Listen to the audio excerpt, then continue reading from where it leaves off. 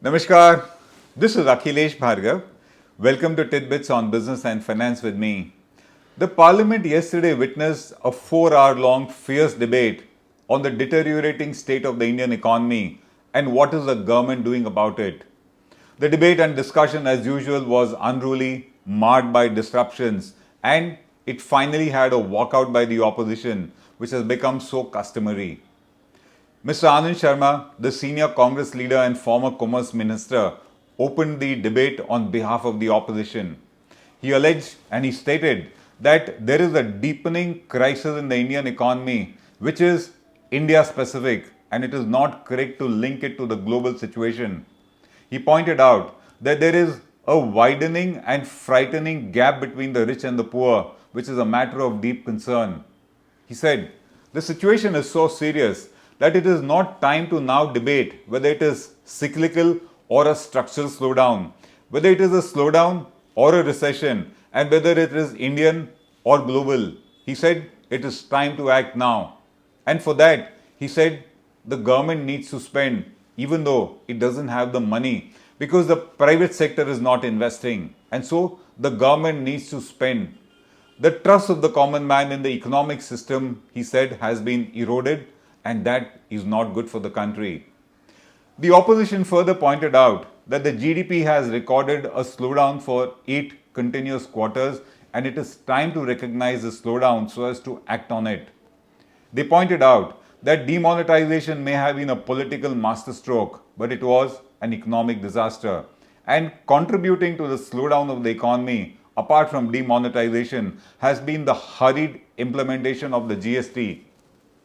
The opposition said that the people have no money to buy goods and consume, and the situation in the rural areas, they said, is even more worse.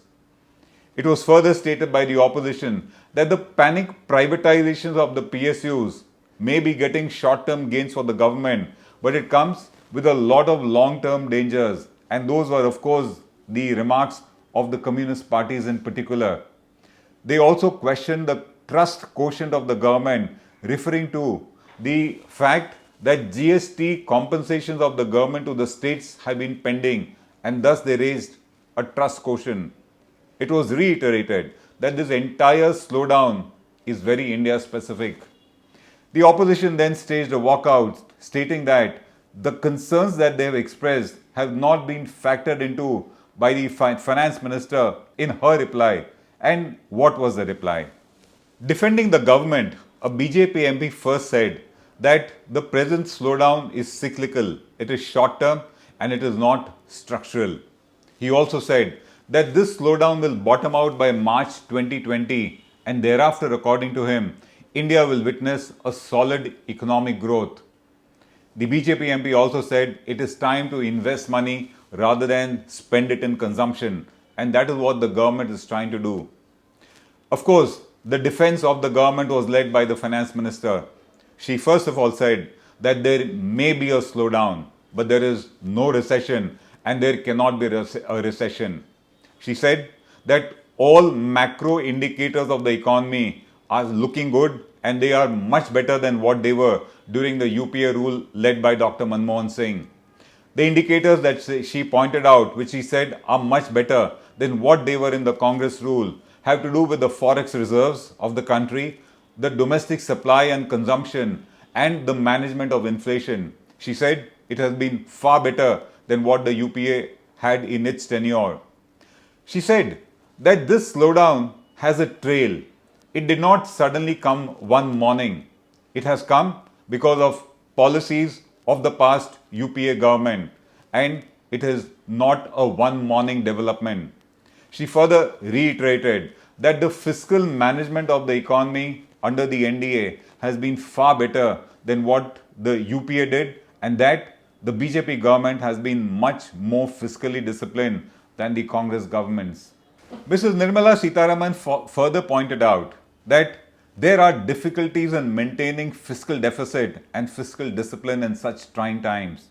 And she said that despite that, the performance of the NDA government in this respect of fiscal discipline and management has been far better than the UPA's.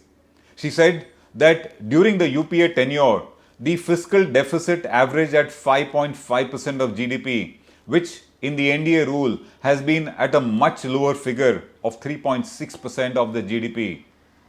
Giving further figures, she said that FDI inflows in the year 2009 to 2014 aggregated to $189 billion, which is during the UPA rule.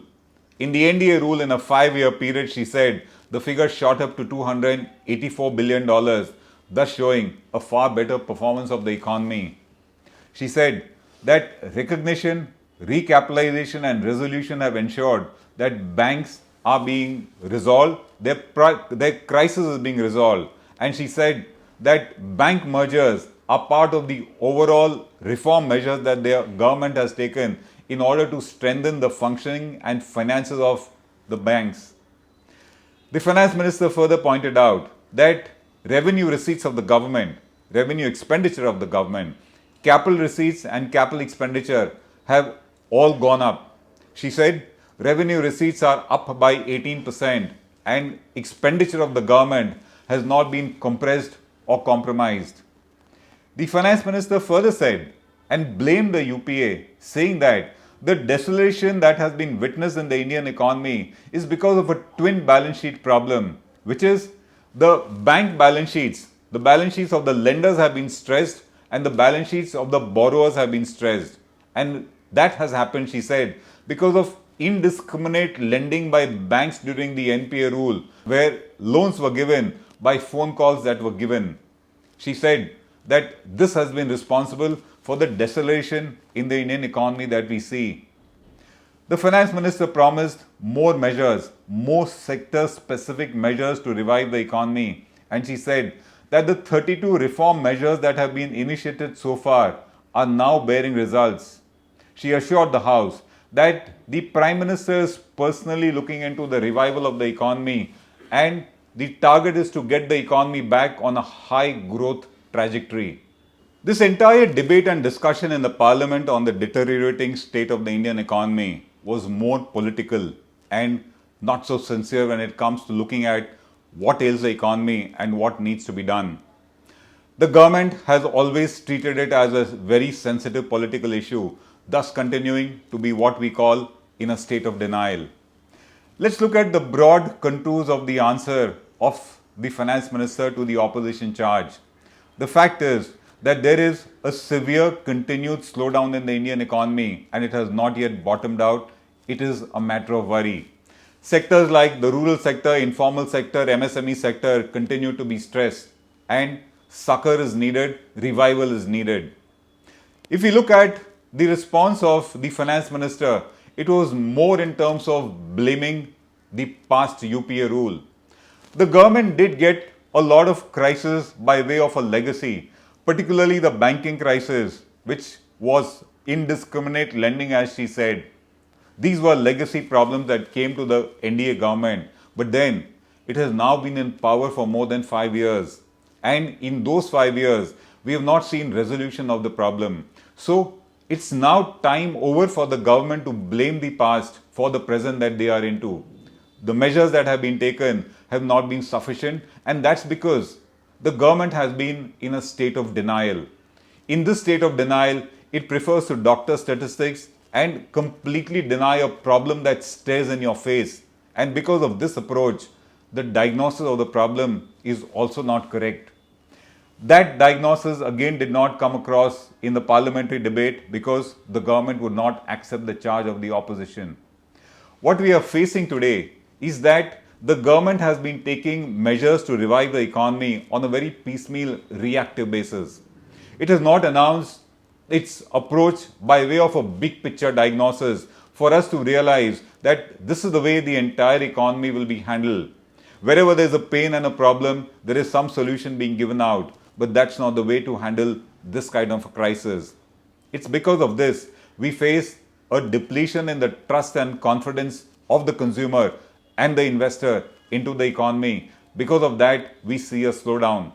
The consumer does not spend, the investor does not invest. And when both don't do that, the economy will certainly be in a slowdown mode. While all this is happening, the government's claims of improvement in ease of doing business are farcical. The ground reality is completely different from the rankings that the government likes to dish out.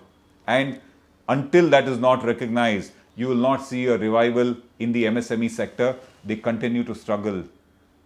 In all this, what has been missed by Mrs. Sitharaman is also that the government has not been able to take advantage of the international global business that China is losing in its trade wars with USA.